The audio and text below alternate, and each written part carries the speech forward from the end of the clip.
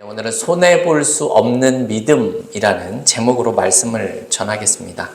우리는 이 믿음의 조상으로 언급되고 있는 이 아브라함에 대해서 벌써 오늘까지 7번째 시간을 가지고 있습니다. 하나님과 아무런 상관이 없던 삶을 살아가고 있었던 아브라함에게 하나님께서 나타나셔서 그를 통하여서 복의 근원이 되게 하시고 축복을 주시겠다고 약속하는 내용들이 나왔었습니다. 아직은 믿음이 없는 아브라함이었지만 하나님께서는 그에게 순간순간 나타나시고 다시 한번 약속을 해주시는 모습으로 아브라함을 지금까지 이끌어 오셨습니다. 마치 길을 가다가 갈림길을 만나는 순간이 되면 그곳에 나타나서 어디로 가야 하는지 하나님께서 말씀해 주시고 또 약속해 주시는 모습과 같은 일들이 있었습니다. 하지만 늘 순종하는 모습만 보여주지는 못했지요. 이 길을 가라고 알려주시지만 그는 자기가 생각하기에 옳아 보이는 길을 선택해서 가기도 했었습니다.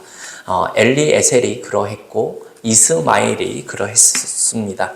하지만 그때도 하나님은 나타나셔서 다시 한번 약속해 주시는 신실한 모습을 보여주셨지요. 그리고 그 약속을 믿지 못하여서 비웃고 있을 때에도 약속을 해주셨고 결국 아브라함이 100세 때에 사라가 90세가 됐을 때에 이삭이 태어나 기쁨의 웃음을 보이게 됩니다.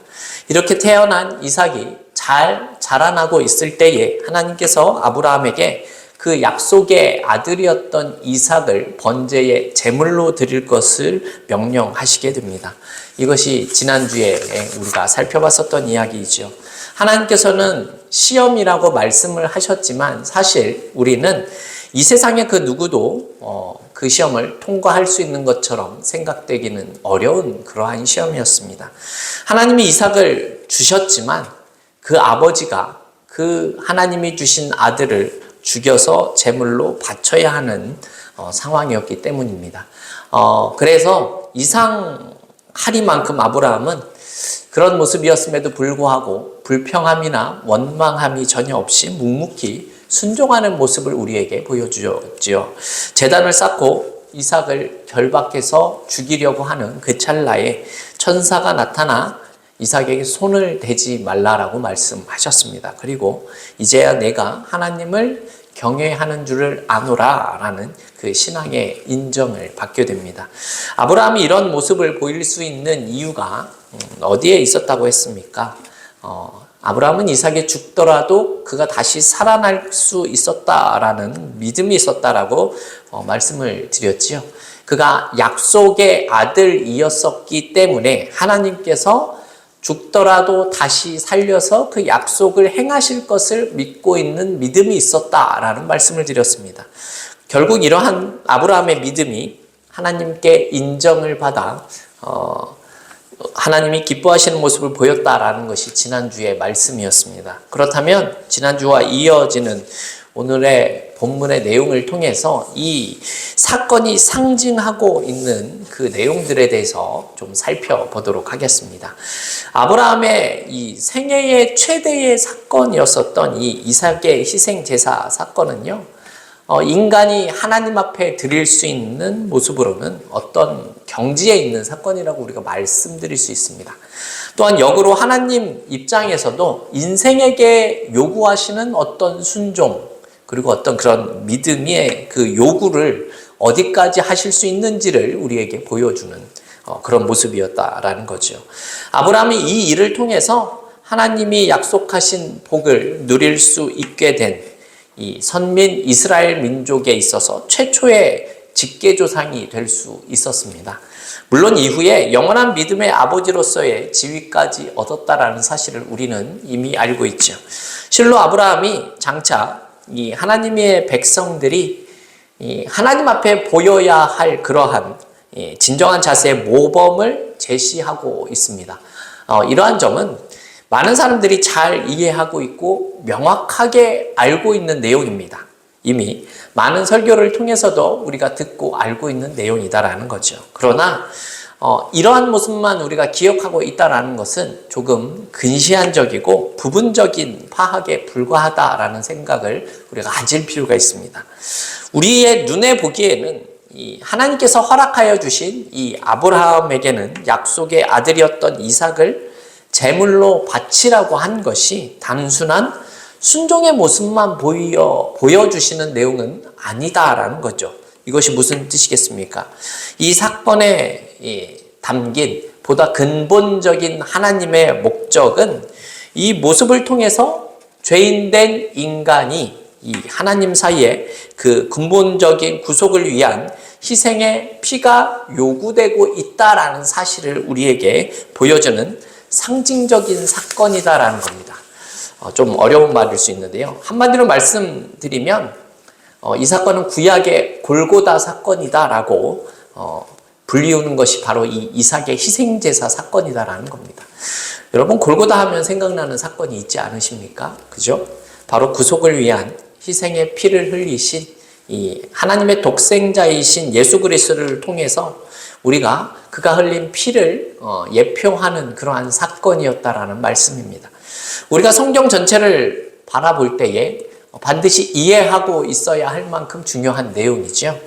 하나님은 아브라함의 독생자 이삭을 죽였다가 다시 살리신 것으로 받아주셨습니다. 자신의 독생자이신 예수 그리스도를 아끼지 않으시고 우리의 죄를 위해서 십자가에서 하나님과 인간 사이에 화목제물로 희생시켰다라는 사실을 지금 의미하는 내용이다라는 겁니다. 그래서 우리는 이 이삭의 희생 사건을 이해함을 통해서 아브라함의 믿음의 정도를 시험하기 위한 그런 표면적인 목적도 기억을 해야 하지만 아울러 인간의 구원을 위한 이 구속의 필요성과 예수 그리스도의 희생과 순환을 통한 그 성취를 보여주고자 하는 목적까지도 우리는 이해할 수 있는 사건이 되어져야 한다라는 말씀입니다. 그렇다면 우리는 이 두 사건을 비교해 보면서 생각해 볼 필요가 있다라는 거죠. 지난주 사건에서 아브라함의 순종의 모습과 동시에 우리가 생각을 해볼 수 있어야 하는 것이 이삭의 믿음이었다라고 말씀을 드렸습니다. 충분히 아버지의 손을 뿌리칠 수 있었던 이 청소년기의 이삭이 아버지에게 결박당하는 그 순간을 우리가 말씀을 드렸었죠. 아브라함이 자신에게 어떠한 일을 행할지를 잘 알고 있었던 이삭이었음에도 불구하고 이삭이 그 모든 것을 알면서도 순종하는 모습을 보여줬었다라는 겁니다. 아브라함의 믿음만이 아니라 이삭 또한 하나님의 명령에 지금 순종하고 있는 모습을 보이고 있다는 거죠. 그렇다면 우리가 잘 알고 있는 예수 그리스도의 모습도 한번 생각을 해보겠습니다.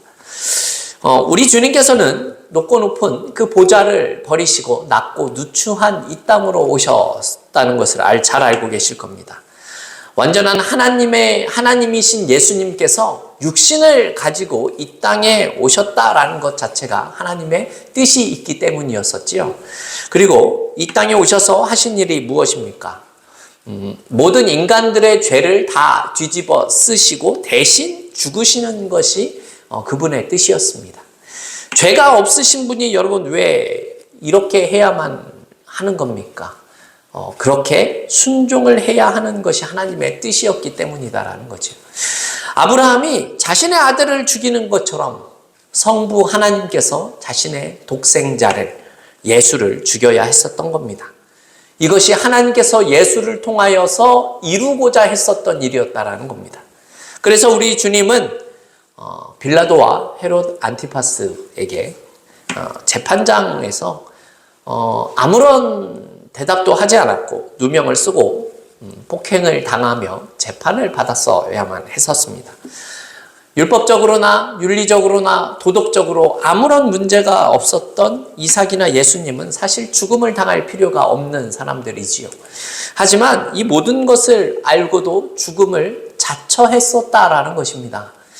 아무 저항 없이 하나님 앞에 순종합니다. 그렇다면 이들이 이렇게 아무런 이유 없이 순종할 수 있는 그런 이유가 무엇이겠습니까? 그것은 바로 하나님의 신실하심 때문에 그렇습니다. 여러분, 이 세상 그 어떤 것도 신실하게 이렇게 약속해 주시고 진정한 복을 줄 수 있는 존재는 존재하지 않습니다. 하지만 하나님은 우리에게 놀라운 일을 행하실 수 있는 분이시다라는 사실을 우리는 알고 있지요. 아브라함에게도 계속해서 나타나셔서 약속을 지키시는 신실하신 하나님은 우리가 상상하지 못하는 방식으로 은혜를 주신다는 사실도 우리는 알고 있습니다. 아브라함은 하나님에 대한 믿음이 있었고 이삭도 그러했다라는 것이죠. 물론 예수님께서도 하나님이 이루실 뜻이 무엇인지 너무나 잘 알고 계셨습니다. 그러한 모습이 아브라함과 이삭과 예수님께 지금 나타나고 있었다라는 겁니다. 아브라함은 자식이 죽더라도 다시 살 것이다라는 믿음이 있었고, 이삭과 예수님은 자신이 죽어야만이 하나님의 뜻이 이루어진다라는 사실에 대해서 순종하고 있었다라는 겁니다. 이삭은 분명히 아버지의 손을 뿌리치고 도망을 갈 수도 있는 상황이었습니다. 예수님께서도 십자가에 달렸을 때에 사람들이 이렇게 조롱했지요. 네가 하나님의 아들이어든 십자가에서 내려오라. 이렇게 조롱을 했었습니다. 분명히 예수님께서는 그럴 만한 능력과 권세가 있는 분이셨지만 그렇게 하시지 않으셨다라는 겁니다. 이삭도 예수님도 자기 자신만 생각했다면 굳이 그러한 모습을 보일 필요가 없다라는 겁니다. 하지만 순종하는 모습을 보이죠. 그래서 하늘의 별과 같이 많은 자손을 주시겠다라는 약속이 이루어지게 되었고, 예수님께서는 이 인류를 구원하는 일들이 나타나게 됩니다. 그래서 아브라함이 복을 받는 내용이 나오는 겁니다. 그런데 그 내용이 12장과 오늘 우리가 살펴보는 22장을 보면 차이점이 있다는 걸 우리가 알 수 있습니다. 그것이 무엇인가 하면요, 12장을 보게 되면 12장에는 씨라는 말이 나오질 않습니다. 그런데 이 22장에서는 씨에 대한 언급이 있습니다. 여기서의 씨는 자손을 말하는 겁니다. 그런데 이 언급이 매우 중대한 차이를 만들어내고 있습니다. 왜냐하면 이삭을 바친 사건이 씨로 말미암는 복과 관련이 있기 때문에 그렇다라는 겁니다.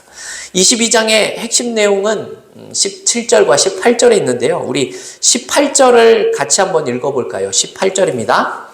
또 내 씨로 말미암아 천하 만민이 복을 받으리니 이는 내가 나의 말을 준행하였음이니라 하셨다 하니라. 아멘. 여기서 눈여겨보아야 할 대목이 내 씨로 말미암아입니다. 여기서 내 씨는 여러분 예수 그리스도를 가리키는 겁니다. 예수 그리스도로 말미암아 천하 만민이 복을 받아 모든 민족들에게 믿는 자들이 생겨날 것을 암시해주고 있는 내용입니다. 그래서 이 구절이 지금 매우 중요하다라는 겁니다. 한편 12장을 보면요, 씨에 대한 내용이 나오질 않습니다.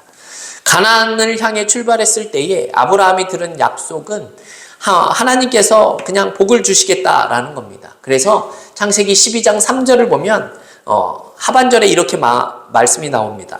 땅의 모든 족속이 너로 말미암아 복을 얻을 것이라 라는 그런 내용입니다. 이런 약속을 들은 아브라함이 자기로 말미암아 땅의 모든 족속에게 복이 주어질 것이라고만 알고 있습니다. 그런데 22장을 오게 되면 내가 내게 약속한 복은 너의 씨로 말미암아 이루어질 것이다 라는 말씀이 나오고 있다라는 겁니다. 내 씨로 말미암아 라는 내용의 중요성이 이 갈라디아서를 통해서 우리가 알 수 있는데요. 우리 갈라디아서 3장 16절 말씀 한번 보여주시겠습니까? 우리 앞에 나온 말씀 같이 한번 읽어보겠습니다. 이 약속들은 아브라함과 그 자손에게 말씀하신 것인데 여럿을 가리켜 그 자손들이라 하지 아니하시고 오직 한 사람을 가리켜 내 자손이라 하셨으니 곧 그리스도라. 아멘. 아주 매우 중요한 내용이 나옵니다. 여기 보면 그 자손들이라 하지 않았다라고 나오고 복수로 이야기하지 않고 오직 한 사람을 가리켜 내 자손이다 라고 하셨는데 그 자손이 곧 그리스도라 라고 말씀하고 있다는 내용입니다. 실제로 이 창세기에 보게 되면 자손들이라는 표현이 나와 있지 않고 자손이라는 내용이 많이 나와 있습니다. 이 내용을 좀 자세히 잘 기억하시고 우리가 말씀을 또 들었으면 좋겠습니다. 하나님이 약속한 아브라함의 약속하신 분명한 의미가 이 구절을 통해서 확연하게 나타나고 있다는 겁니다. 아브라함에게 줄곧 약속해 오신 내용을 살펴보면 내가 이 땅을 너와 내 자손에게 주리라. 내 자손은 하늘의 별과 같고 바다의 모래와 같으리라. 이렇게 말씀하셨습니다. 아브라함은 많은 수의 자손을 얻게 될 것인데 그 후손들은 가나안 땅에서 살 것이라는 그런 약속입니다. 이 약속이 조금 더 정확한 의미를 드러내려고 한다면 사실은 자손보다는 자손들이라고 해야 조금 더 맞는 표현처럼 여겨집니다. 그렇죠? 그런데 갈라디아서는 하나님이 아브라함에게 복을 약속하실 때 자손들이라고 표시하지 않고 자손이라고 언급합니다. 복수가 아닌 단수로 일컬어진 그 한 사람이 지금 예수 그리스도입니다라고 말씀하고 있는 내용이다라는 겁니다. 여러분, 이것이 매우 중요합니다. 하나님이 아브라함에게 내내 약속해 오신 복의 핵심이 무엇입니까? 단순히 자손들이 하늘의 별처럼 바다의 모래처럼 많아진다, 그런 큰 복을, 자손이 많아지는 복을 누린다라는 것에 목적이 있는 것이 아니다라는 겁니다. 자손의 수가 중요한 것이 아니다라는 내용입니다. 그럼 뭐가 중요하냐면요, 이것이 왜 중요하냐면 이 갈라디아서 3장 10절을 보면 어떠한 내용이 나오냐면요, 율법을 지키지 못하는 자들은 저주의 아래에 있다라고 얘기를 합니다. 이것이 어떤 뜻이겠습니까? 율법을 지킬 수 있는 사람이 필요하다라는 내용이겠죠. 그래서 갈라디아서 3장 10절 내용으로 생각을 해보면 하나님이 아브라함에게 약속해 준 그 씨가 누구인가 하면 아브라함의 후손으로 오시는 예수 그리스도로 말미암아 모든 민족이 아브라함의 후손이 되는 것이고 하나님의 자녀가 되는 것이다 라는 말씀이다라는 겁니다. 여러분, 이 말씀이 이해가 되십니까? 네, 매우 중요한 내용입니다. 그 증거되는 내용들을 조금 더 살펴볼 건데요. 우리 로마서 4장을 볼 건데요. 로마서 4장 18절을 보게 되면 아브라함에게 많은 민족의 조상이 되게 하려 하심이라는 말씀이 나오는데요. 우리가 잘 아는 내용이죠. 그리고 19절을 보게 되면 이런 내용이 나옵니다. 우리 같이 한번 읽어보겠습니다. 그가 백세나 되어 자기 몸이 죽은 것 같고 사라의 태가 죽은 것 같음을 알고도 믿음이 약하여지지 아니하고, 네, 이렇게 말씀하고 있습니다. 사도 바울이 매우 정확한 설명을 하고 있습니다. 뭐라고 얘기를 하죠? 아브라함이 자기 몸이 죽은 것 같았고 또 사라 또한 태가 죽은 것 같음을 알았지만 믿음이 약해지지 아니하였다라고 말씀합니다. 그죠? 이 말씀이 뜻하는 바가 무엇이겠습니까? 아브라함은 이제 자신과 사라를 통하여서 아이를 가질 수 없는 죽은 자 같은 자가 되었다라는 사실을 알고 있다는 뜻입니다. 그렇죠? 이제 자신의 육신에는 소망이 없는 것을 아브라함과 사라도 알고 있었다라는 겁니다. 근데 이 말씀에는 단서가 하나 붙어야 됩니다. 어떤 단서입니까? 하나님이 없다면 이라는 내용이죠. 하나님이 없다면 아브라함과 사라는 아이를 가질 수 없는 자들이 되었다라는 겁니다. 하나님이 아니라면 자신이 죽은 자임을 알 수 있었고 사라도 아이를 가질 수 없는 육신으로 이어지는 자녀가 될 수 없었다라는 사실을 지금 말씀하고 있는 내용이에요. 하나님이 없이는 아브라함은 자녀를 낳을 수 없는 죽은 자의 몸을 가지고 있는 자입니다. 따라서 아브라함의 육체는 약속의 자식을 낳을 수 없습니다. 하지만 로마서 4장 21절과 22절은 이렇게 말씀합니다. 말씀 보여주시겠습니다. 보여주시겠습니다. 약속입니다. 21절 우리 같이 한번 읽어보겠습니다. 약속하신 그것을 또한 능히 이루실 줄을 확신하였으니 그러므로 그것이 의로 여겨졌느니라. 아멘. 여러분 보십시오. 자신의 몸과 사라의 몸이 죽었다라는 사실을 알고 있었다라는 겁니다. 그죠? 자신의 육신은 약속의 자녀를 가질 수 없지만 하나님이 약속하신 그것을 믿는 믿음을 가지고 있었다라는 겁니다. 그래서 그것을 의로 여겨졌다라는 겁니다. 여러분, 그렇다면 이러한 상태에서 태어난 이삭이 의미하는 것이 무엇입니까? 이삭은 약속의 자녀이고 의로운 자녀라는 뜻이 되는 겁니다. 그 증거 말씀 하나만 더 살펴보겠습니다. 제가 못 써놨네요. 제가 읽어보겠습니다. 로마서 4장 23절과 24절 말씀인데요. 제가 읽어볼 테니 잘 기억해 주시면 감사하겠습니다. 그에게 의로 여겨졌다 기록된 것은 아브라함만 위한 것이 아니요 의로 여기심을 받을 우리도 위함이니 곧 예수 우리 주를 죽은 자 가운데서 살리신 이를 믿는 자니라. 이런 말씀입니다. 무슨 뜻이냐면요, 의로 여겨졌다라는 내용이 아브라함에게만 해당되는 것이 아니라 예수 그리스도가 죽은 자 가운데서 살리신 이를 믿는 모든 자들에게 아브라함의 의가 전해졌다라는 말씀이 되는 겁니다. 앞에서 씨에 대해서 말씀을 드렸죠. 이 씨가 의미하는 바가 무엇이라고 했습니까? 단순히 숫자가 많아지는 것을 의미하는 것이 아니다라는 겁니다. 예수 그리스도를 말씀하는 것이다라고 우리가 갈라디아서 3장 16절을 통해서 말씀을 드렸죠.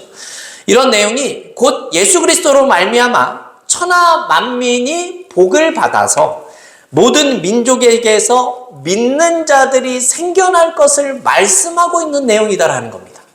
단순히 아브라함의 육신의 후손이 많아지는 게 아니라 예수 그리스도를 믿는 의의 자녀들이 하늘의 별과 같이 바다의 모래와 같이 많아질 거다라는 사실을 내 씨를 통하여서 오늘 본문에서 말씀하고 있다라는 겁니다. 여러분, 그러면 우리는 오늘 이삭의 사건을 우리는 조금 더 잘 이해할 수 있게 된 겁니다. 아브라함의 입장에서는요, 약속의 자녀인 이삭이 제물로 드려져도 다시 살 것이라고 했었던 그 믿음이 예수 그리스도께서 죽은 자 가운데서 죽었지만 부활하실 것을 믿는 자들에게 주어지는 의와 같다라고 말씀하시는 겁니다. 이삭의 제물이 되는 그 모습은 예수께서 우리의 대속의 제물이 되신 것을 상징하는 모습이 되었다라는 겁니다.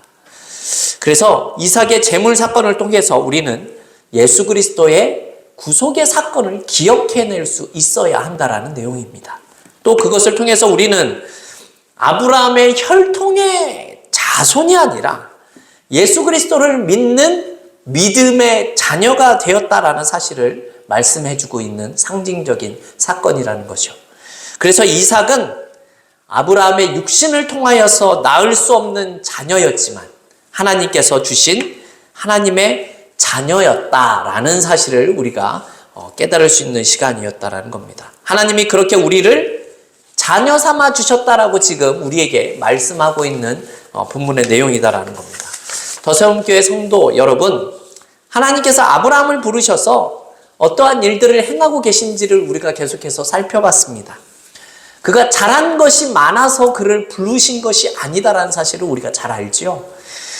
믿음이 없는 자에게 하나님께서 신실하게 나타나시고 약속해 주시고 결국은 믿음의 길을 걷게 하시는 것을 통해서 하나님의 의의 자녀를 만드시고 계시다라는 사실을 증명하고 계시는 과정이었습니다. 사실 아브라함이 하나님의 약속을 믿고 살아가는 것이 믿음이 요구된다라는 사실은 많이 요구하시는 것은 사실이었습니다. 그 과정에서 아브라함에게 위기도 있었고 어려움도 있었지만 여러분, 우리가 이 7번째 시간을 가져보지만 아브라함이 하나님을 믿는 것 때문에 그 어떤 희생이나 큰 손해를 입었었던 적은 기억하기가 쉽지가 않죠. 그죠? 결과적으로 그런 모습은 없었습니다. 많은 것들을 잃었다라는 내용은 없습니다. 아브라함이 하나님의 부르심을 받아서 나아가는 과정 가운데 두려움은 있었지만 그가 실질적으로 손해를 본 것은 아무것도 없었다라는 말씀입니다. 여러분, 믿음의 길을 걷는 것은 우리에게 두려움을 줄 수도 있고 어렵고 쉽지 않은 일이었지만 그 과정에서 하나님이 나타나셔서 그를 인도하고 계신다라는 사실을 우리는 아브라함을 통해서 알 수 있었다라는 말씀입니다. 그렇다면 여러분, 하나님께서 아브라함에게만 이렇게 역사하시는 분이십니까? 그렇지가 않다라는 거죠. 우리도 하나님의 부르심에 합당하게 살아가다 보면 그때마다 하나님이 나타나셔서 우리의 삶을 인도해 주신다라는 말씀입니다. 오늘 본문의 내용을 보십시오. 이삭을 제물로 드리려고 하는 그 순간에 하나님은 숫양을 준비하셨습니다. 여호와 이레이십니다. 하나님을 믿는 것은 때로는 위험하고 믿음이 요구되고 힘들어 보이기도 하지만 결코 그 모습이 우리에게 손해가 될 수 없다라는 사실을 믿음으로 고백하시는 우리들이 되었으면 좋겠습니다. 더세움교회 성도 여러분, 우리는 살다 보면 때로는 어려움을 만나기도 하고 믿음을 고백해야 하는 순간이 생기는 것이 사실입니다. 하지만 하나님을 믿는 사람들은요, 하나님이 그러한 상황을 통해서도 합력하여 선을 이루실 수 있는 분이시다라는 사실을 기억하시기 원합니다. 단순히 좋은 것을 주시는 분이 아니라 하나님의 약속의 자녀가 되는 일에 우리를 부르셨다라는 사실을 우리가 기억해야 한다는 것이죠. 그래서 하나님은 언제든 우리를 위해서 창조의 능력을 보이실 준비가 되어져 있다라는 사실을 기억하셔서 아브라함을 통하여서 일하신 하나님께서 우리에게 또 역사하기를 기대하는 마음으로 살아갈 수 있는 우리 더세움 성도들이 다 될 수 있기를 주님의 이름으로 축원합니다.